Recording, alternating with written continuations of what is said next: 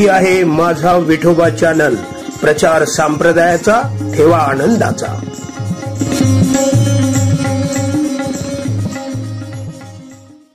ज्याची पाऊले समान तोची एकदान सुरदाता.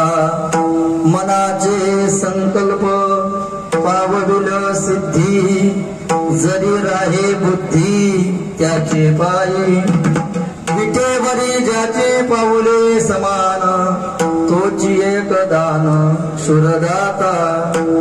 तो कामने मज धाडिले निरोपा.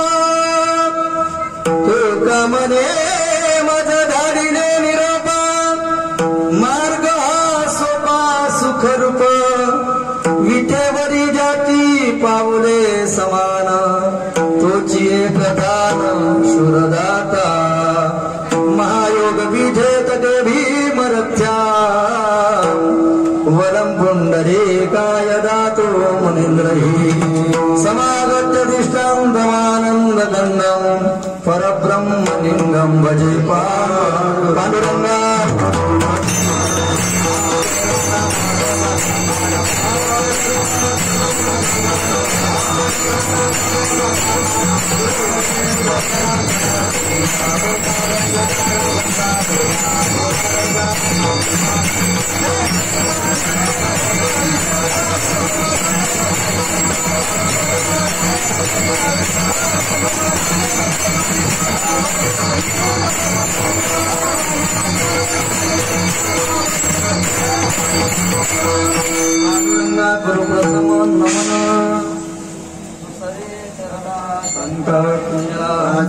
त्यांच्या कृपादाने कथेचा विस्तारू बाबाजी सद्गुरुदास कलावज्ञ जीव धरार्थावतारम कलांकांक तेजोधिकामोधिवक्त्रम खलानीश वादापनोदार्ह दक्षम समाधिस्थ मूर्तिं भजे. नमो ज्ञानेश्वरा नमो ज्ञानेश्वरा. निवृत्ते बुधारा सोपान देवा. मुक्ताबाई नमो त्रिभुवन पावने. आद्यत्रय जननी देवाची. नमो सद्गुरु तुकया ज्ञानदीपा. नमो सद्गुरु सच्चिदानंद रूपा. नमो सद्गुरु भक्त कल्याण मूर्ती. नमो सद्गुरु भास्करा पूर्ण केली. सेवरागी सेवक दान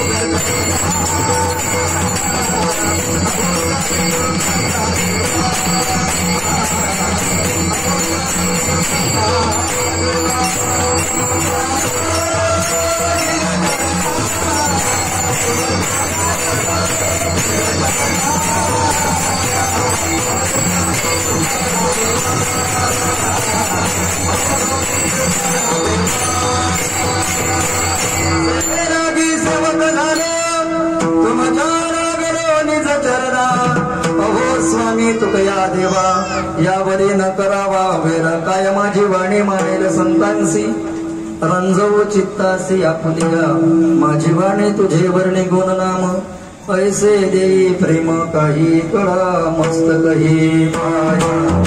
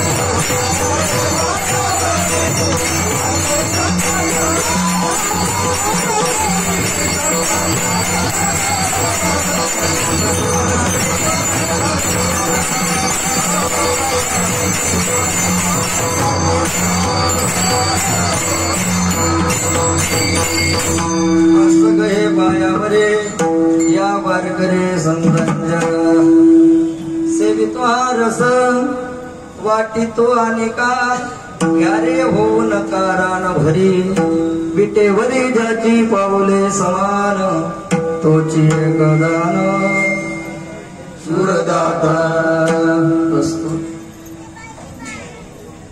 कीर्तन रूपी सेवेकरता निवडलेला अभंग जगद्वंदने जगद्गुरु महाराष्ट्र भूषण वैराग्याचे मूर्तिमंत पुतळे देवनिवासी श्रीमंत श्री तुकोबाराय यांचा 4 चरणाचा आणि उपदेशपर प्रकरणातील असा अभंग आहे. या अभंगातून जगद्गुरु तुकोबारायांनी तुम्हाला सर्वांना काय दिलं आहे? उपदेश दिला. महाराज या अभंगाच्या द्वारात उपदेश करतात आणि तो कशाचा करतात? तर महाराज म्हणतात, माय बाप हो, जो रस मी सेवन केलेला आहे तो रस मी सर्वांना काय करणार आहे? वाटणार आहे. सेवितो हा रस वाटितो आणि का. जो रस मी सेवन केलेला आहे तोच मी रस सर्वांना वाटणार आहे, वाटला आहे. म्हणून तुम्ही काय करा? तो रस सेवन करा आणि काय करू नका? घ्यारे होऊ नका रानवरी. जो रस मी सेवन केला तो रस तुम्ही सुद्धा घ्या आणि तुम्ही रानभरी फिरू नका. का? तर तो विटेवर उभा असणारा भगवान पंढरीश पांडुरंग परमात्मा कसा आहे? तर विटेवरी ज्याची पावले समान तोची एकदा न सुरदाता. तो विटेवर उभा असणारा पंढरीश पांडुरंग परमात्मा कसा आहे? दानशूर आहे. म्हणून जो रस मी सेवन केला तो रस तुम्ही सेवन करा, रानभरी काही फिरत बसू नका. वाटितो अनेका. आणि महाराज म्हणतात, विटेवरी ज्याची पावले समान तोची एक दानशूर दाता. तो दानशूर आहे आणि काय करणार आहे? तर तो तुमच्या मनातील संकल्प पूर्ण करणार आहे. मनाचे संकल्प पावविल सिद्धी पण केव्हा? जरी राहे बुद्धी त्याचे बाई. भगवान पंढरीश पांडुरंग परमात्म्याच्या चरणावर जर तुम्ही आपला विश्वास ठेवला आणि जर का तुम्ही त्याच्याकडे गेले तर तो तुमच्या मनातील संकल्प काय करेल? पूर्ण करेल. आणि हाच निरोप मी तुमच्या करता घेऊन आलेला आहे. महाराज म्हणतात, तुका म्हणे मज धाडिले निरोपा मार्ग हा सोपा सुगरूप विठ्ठल.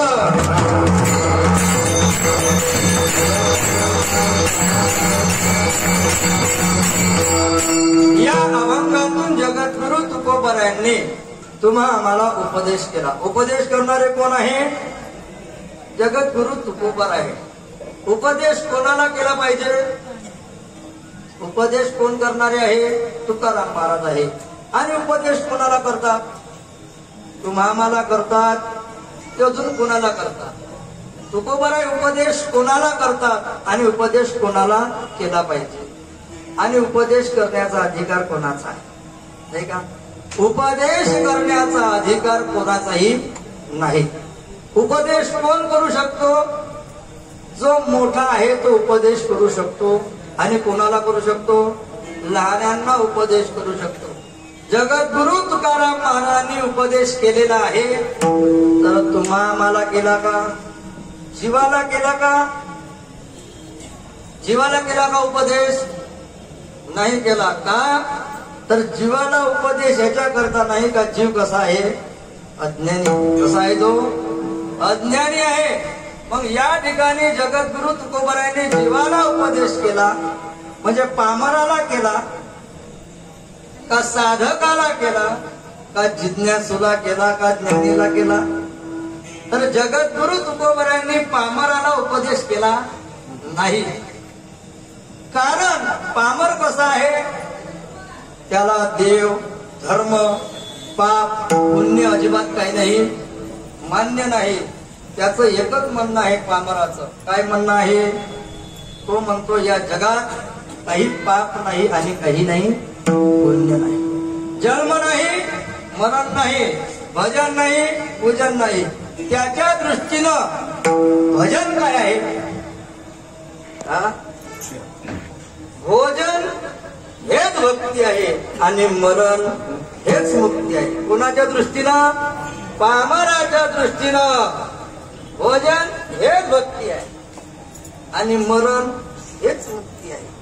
म्हणून त्याला उपदेश नाही. तो म्हणतो याव जीवेत सुखम जीवेत ऋणम कृत्वा वृतम पिबेत भस्मीभूतस्य देह पुनरागमनम कुतः.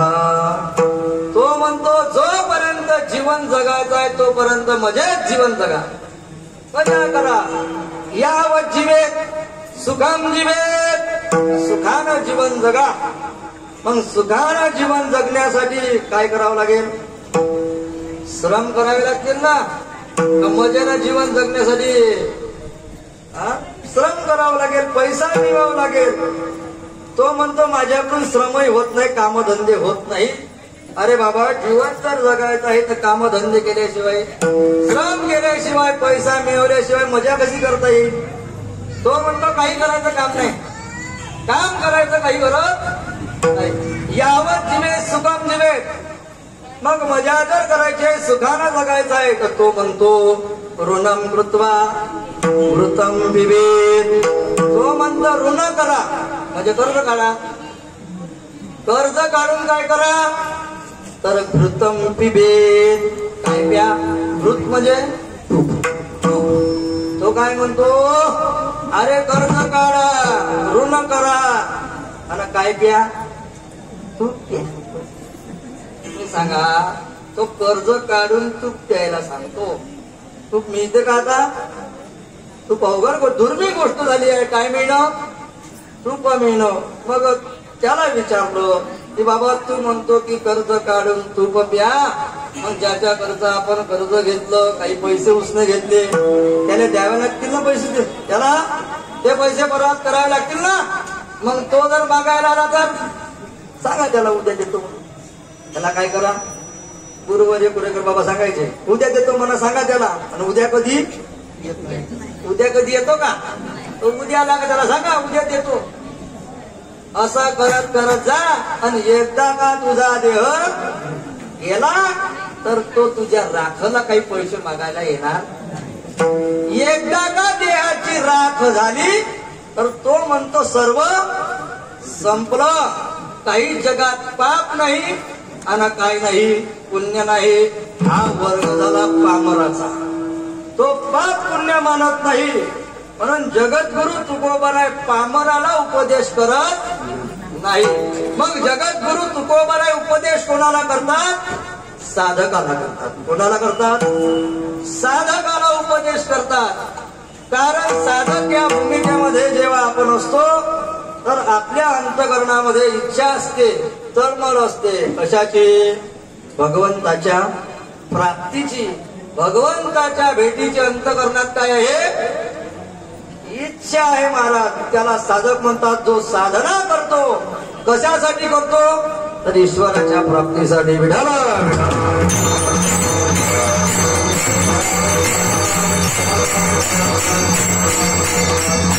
जगद्गुरु तुकोबाराय या साधकाला अभंगाच्या पहिल्या चरणामध्ये उपदेश करतात. देवी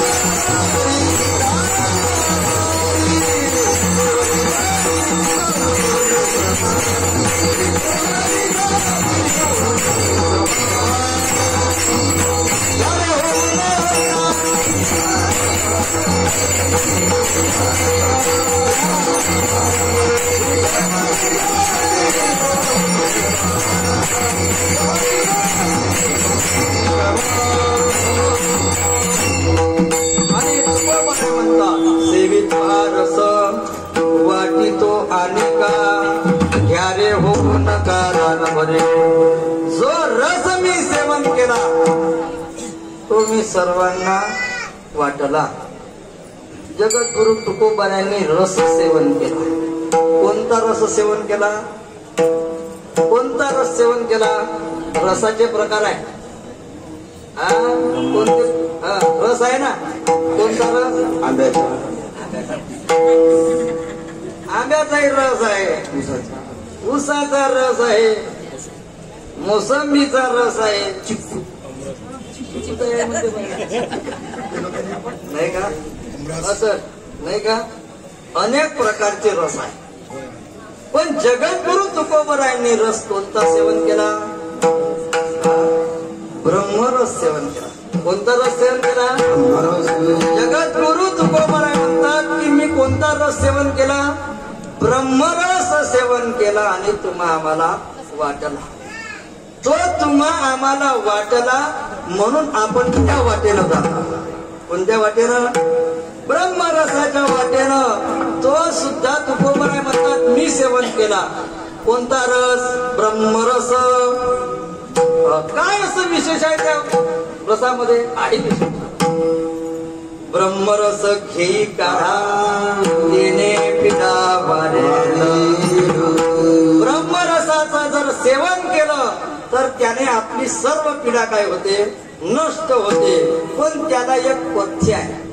कोणतं पथ्य आहे? कोणतंही औषध जेव्हा आपण घेत असतो त्याच्याकरता काय असते? पथ्य असते.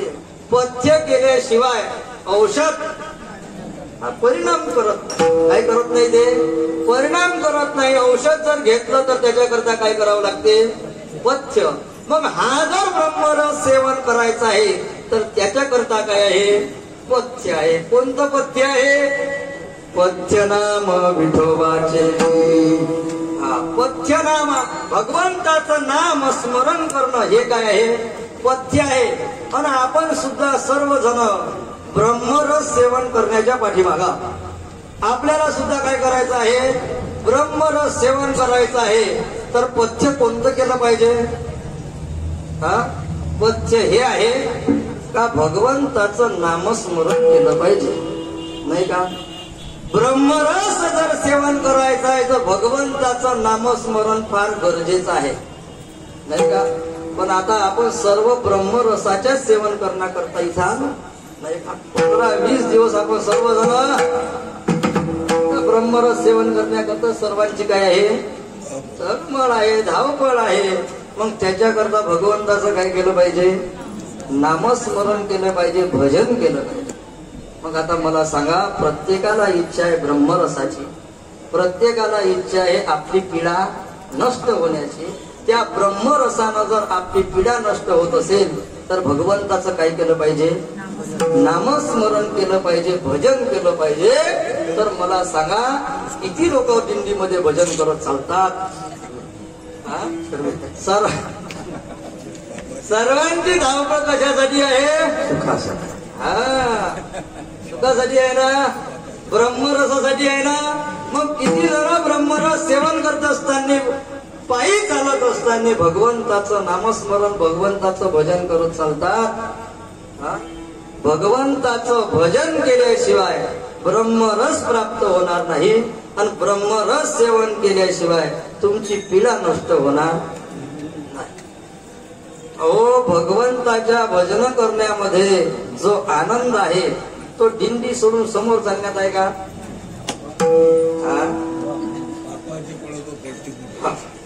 ते मी नाही म्हणणार, नाही का? त्यांचंही काही पुण्य आहे म्हणून तर पायी चालून आले ते.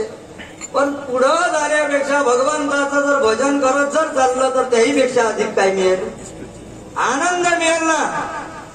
म्हणून भजन, आपलं भजन पाहिजे. काय पाहिजे? भजन महत्वाचं आहे. भजन केल्याशिवाय ब्रह्मरस प्राप्त होत नाही. विठ्ठल.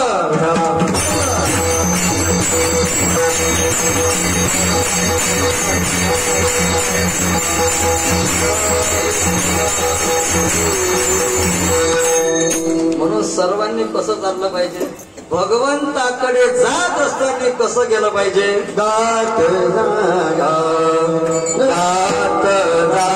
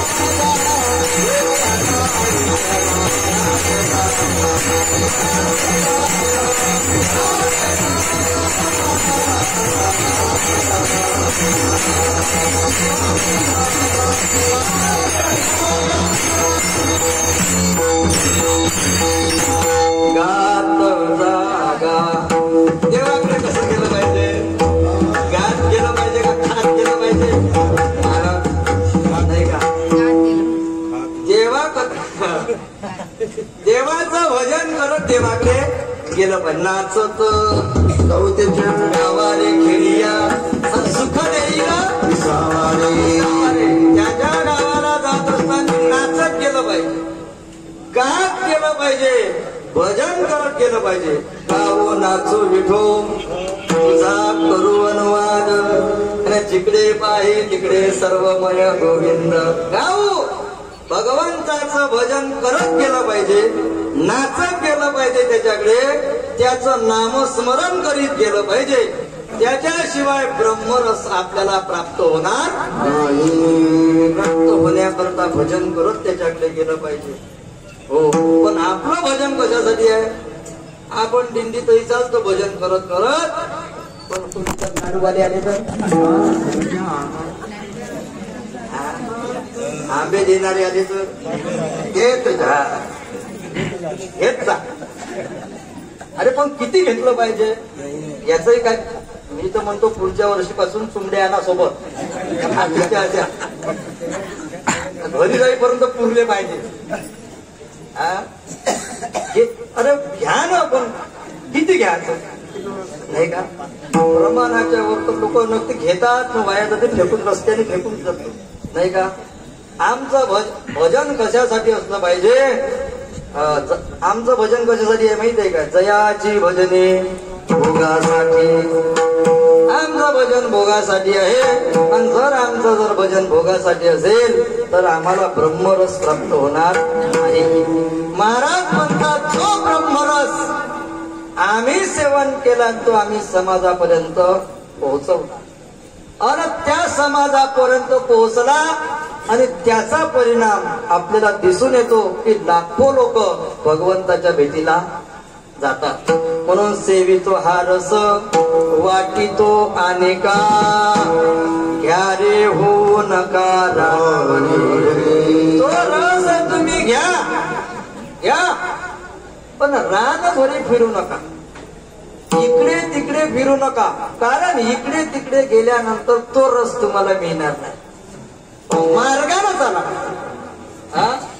मोडून या वाटा सूक्ष्म दुस्तर आणि केला राज्यभार. इकडे तिकडे जर गेले महाराज तर तुम्हाला तो रस काही प्राप्त होणार, कारण तो रस याच ठिकाणी मिळतो. दुसरीकडे गेल्यानंतर हा आनंद नाही, हे भजन नाही, हे कीर्तन नाही. आहे का? जगामध्ये अनेक संप्रदाय आहे आणि वारकरी संप्रदाय जर सोडला तर इतर संप्रदायामध्ये महाराज हा आनंद नाही आहे का? हा सुख सोहळा अरे हा सुख सोहळा स्वर्गात नाही आणि इतर संप्रदायातही पाहायला मिळणार नाही. अनेक संप्रदाय निर्माण झाले आणि लोक रानभर फिरून राहिले. कशाप्रमाणे? हो, लोकांचं पाहणं भक्ती करत असताना अनेक आता हे संप्रदायाने भागवतामध्ये वर्णन आहे. हजारो संप्रदाय येणार आहे. किती संप्रदाय? हजारो संप्रदाय येणार आहे. पण एक गोष्ट लक्षात ठेवा, साधू संतांनी सांगितलेला हा मार्ग, ही परंपरा तुम्हाला जगाच्या पाठीवर कुठेच मिळणार नाही. विठाल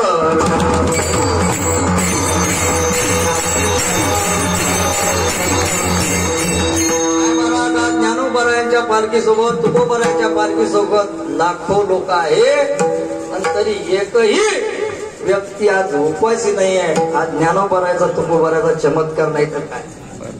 हा आहे का कोणी असा?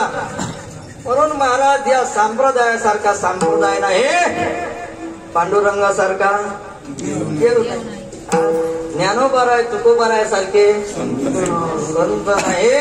आहे का कुठं? पाहायला मिळालं का? आहे का कुठं? तरी लोक महाराज तिथं जाऊ का तिथं जाऊ आणि राहत कुठेच नाही. आता तुम्हाला माहित नाही महाराज आमच्याकडे वेगळा संप्रदाय आलाय, उदबत्ती अगरबत्ती संप्रदाय, भरपूर संप्रदाय नाही का? हो ते डोळ्यात तिकडे भूगाव पंढरपूरकडे ते डोळ्यातच पाहते लोक. त्या बाया पाया लागते आपल्या डोळ्यात, काय डोळ्यात पाहते म्हणे महाराज तुमच्या डोळ्यात देव दिसते. काय दिसते म्हणे आम्हाला? मी म्हटलं माझ्या डोळ्यातच दिसते का मग? हा, इतर इकडे तिकडे देव दिसत नाही का? आमचा संप्रदाय असा आहे की सर्वीकडे देव दाखवणार आहे. विठ्ठल जळी स्थळी भरला, गीता ठाव नाही वरला, आजम्या दृष्टीने पाहिला विठ्ठलची विठ्ठल. हा, काय वेगवेगळे संप्रदाय, तो उदबत्ती संप्रदाय कुठून आला माहित नाही. हा, आणि लोकांनी घरात ते देवच फेकून दिले. देव फेकले, नदीत शिरवले. हो, नदीत शिरवले, घरातून देवाला काढलं. हा, म्हणते काय सुटते? दारू सुटते. काय सुटते? आम्हाला संप्रदाय झाल्यावर त्यांच्या घरावर पट्टी असते, दारू पिऊन येऊ नाही. म्हणजे आम्ही पित असो हे तुम्हाला दिसलं नाही पाहिजे, म्हणून आमच्या घरात कोणी येऊ नाही. महाराज लोकांनी तुळश्या मोडल्या. मी म्हणतो अरे तुळशीला नका देव मानू, पण कमीत कमी त्या तुळशीला झाड म्हणून तरी घरी लावा, तरी उपयोगाचा आहे ते. विठ्ठल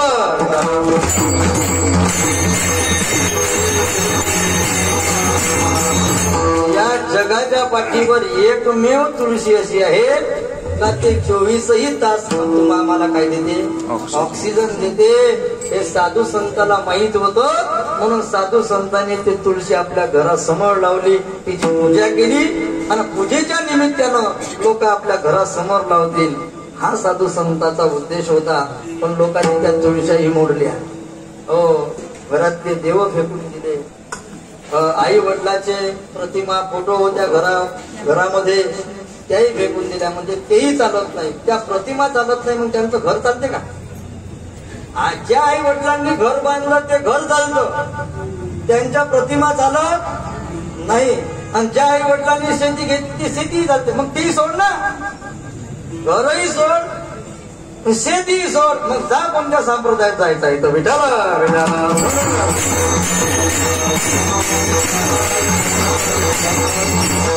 इकडे तिकडे रान भरे काही तुम्ही फिरू नका, हिंडू नका. महाराज तुम्हाला सुख आनंद कुठेच मिळणार नाही वारकरी संप्रदायापेक्षा.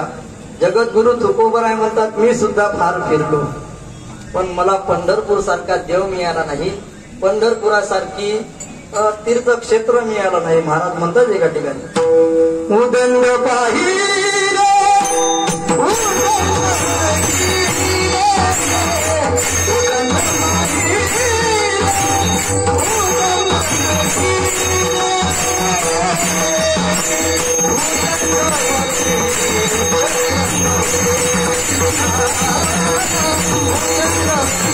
Thank you.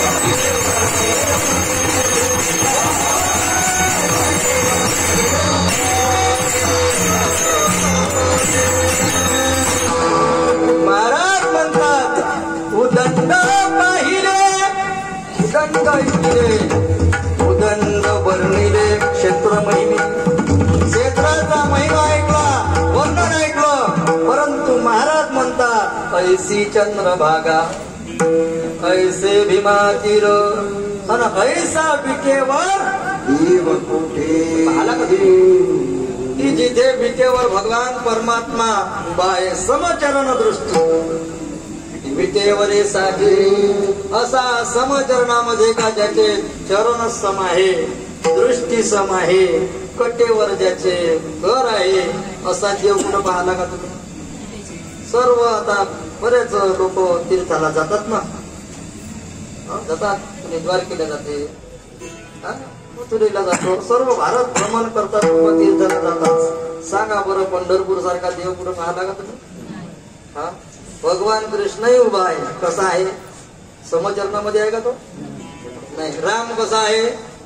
रामही धनुष्य घेऊन आहे, असा एक पाऊल मागे एक पाऊल पुढे. कृष्णाचं असं वाकडं नाही का, देहुडा चरणी वाजवितो स्वामी माझा.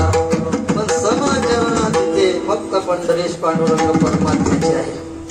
त्याची दृष्टी सर्वांकडे सारखी आहे पाहण्याची. त्याच्या दृष्टीमध्ये कोणाचा भेद नाही, लहान नाही म्हणून बोलतच. मूड पापी जैसे तैसे कोणी त्याच्या दृष्टीमध्ये भेद नाही. त्याचे चरण सम आहे. ऐसी चंद्रभागा ऐसे भीमाजी ऐसा विटेवर ऐसे संतजन ऐसे हरिदास आणि ऐसा नाम घोष. सांगा बरं, आपण एवढे फिरतो तीर्थाला, असा भगवंताच्या नामाचा जयघोष, भजनाचा आनंद कुठे पाहला का आपण? तो आनंद महाराज वारीमध्ये चालताना आहे, भजन करण्यामध्ये आहे. तो आनंद तुम्हाला कुठेच नाही. भजन पायी चालत असताना जे भजन होतं त्याला 3 प्रकारचे तप होते ना, कायिक, वाचिक, मानसिक. 3 प्रकारचे तप होते. म्हणून पायी चालण्याला फार महत्व आहे. आणि हा आनंद केवळ वारकरी संप्रदायात आहे. म्हणून तुकोबरा म्हणतात ऐसा नाम घोष. सांगा कुठे? आणि तुका म्हणे मज अनाथा कारणे पंढरी निर्माण केली देवे विठ्ठल.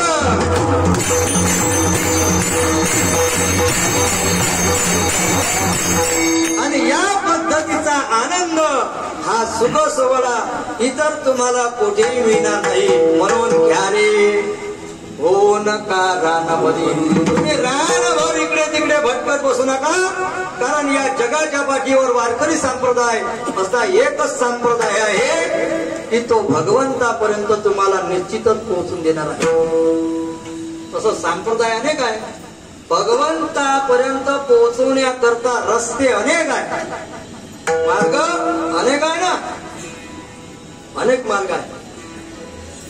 हो, नामदेव महाराज म्हणतात एका ठिकाणी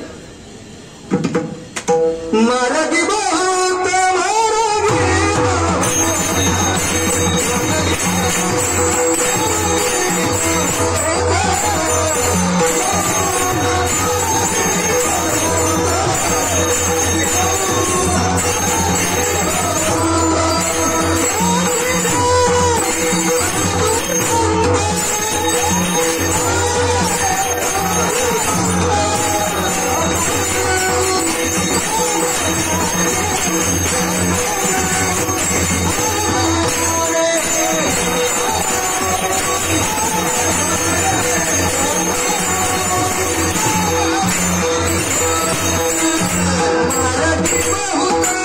मार्ग अनेक आहे, परंतु याची गेले साधू संत.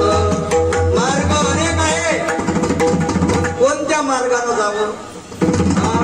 ज्या मार्गाने साधू संत गेले त्या मार्गाने जावं. हो, सामान्य माणसाला कळत नाही महाराज पुन्हा रस्त्याने जावं. कळते का? कारण स्मृतीमध्ये भिन्नता आहे, श्रुतीमध्ये भिन्नता आहे, पुराणामध्ये भिन्नता आहे. स्मृतिर्भिन्न स्मृतिरेव भिन्न न एको मुनिर्यस्य वचा प्रमाणम धर्मस्य तत्वं विहितं गुहायां महाजनो येन गत सपंथ. स्मृतीमध्ये भिन्नता आहे, मोठे मोठे मुनी सांगून गेले, त्यांच्या बोलण्यामध्ये काय सापडते? भिन्नता, वेगळेपणा सापडते.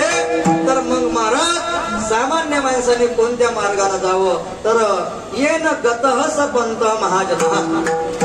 महान महान महात्मे साधू संत ज्या मार्गाने गेले त्या मार्गाने आपण सुद्धा जावं. कोणाच्याही मागं जावं? मागं कोणाच्या गेलं पाहिजे? मागं कोणाच्या गेलं पाहिजे? मागे कोणाच्या गेलं पाहिजे? ज्यांना रस्ता पाहला त्याच्या. ज्यानं रस्ता नाही पाहला त्याच्या मागे जाऊन काही उपयोग आहे का?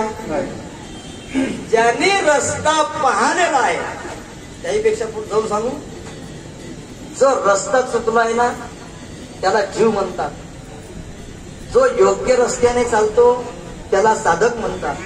आणि जो योग्य रस्त्याने चालून मुक्कामाला पोहोचला आहे त्याला मुक्त म्हणतात. आणि जो योग्य रस्त्याने चालून मुक्कामाला पोहोचून तुम्हाला योग्य रस्ता दाखवतात त्यांना संत म्हणतात. म्हणून कोणाच्याही मागे जाऊ नये. कोणाच्या जावं? मग ज्ञानोबराय तुकोबरायच्या मागे जावं. त्यांनी जे सांगितलं आहे त्याचं अनुकरण करावं. अनेक रस्ते, भगवंताच्या प्राप्तीचे अनेक मार्ग आहे, पण कोणत्याही वाटेनं जाऊ नये. मार्ग जाऊन गेले आधी दयानिधी संतते येण्याची पंथे चालू जाता न पडे गुंता गोडे गाये. नाहीतर मग असं होतं, आंधळ्याच्या पाठी अवघीची आंधळे. आंधळ्याही खड्ड्यात आणि आपणही खड्ड्यात, नाही का? हो. अरे बाबा, त्याच्या आंधळ्याच्या मागे गेल्यानंतर काही मुक्कामाला पोहोचणार आहे का आपण? म्हणून कोणाच्याही मागे जाऊ नका. लोकांचं असं आहे, एक जण का तिकडे पुण्या संप्रदायात गेला, आई त्याच्या मागे जातो. मग जीवनात कसा प्रसंग येते? रडण्याचा प्रसंग. कसा प्रसंग येते? अनेक लोक गेले तिकडे आणि रडण्याचा प्रसंग येतो जीवनात. लोक ते मेंढरा कसे, मेंढराच्या जातीचे लोक झाले. ते एक निघालं त्याच्या मागे सर्वच जातात, नाही का? एक दृष्टांत सांगतोय का? विठ्ठल विठ्ठल.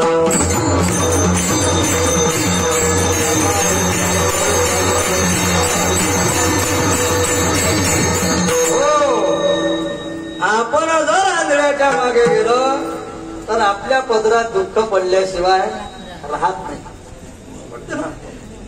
तोही खड्ड्यात पडेल आणि आपणही खड्ड्यात पडल्याशिवाय राहत नाही. परंतु आपण त्याच्या मागे गेल्याशिवाय राहत नाही आणि आपल्या पदरात दुःख पडल्याशिवाय राहत. पहा, एक माताजी होती आणि माताजीचा मुलगा दूर शहरामध्ये राहायचा.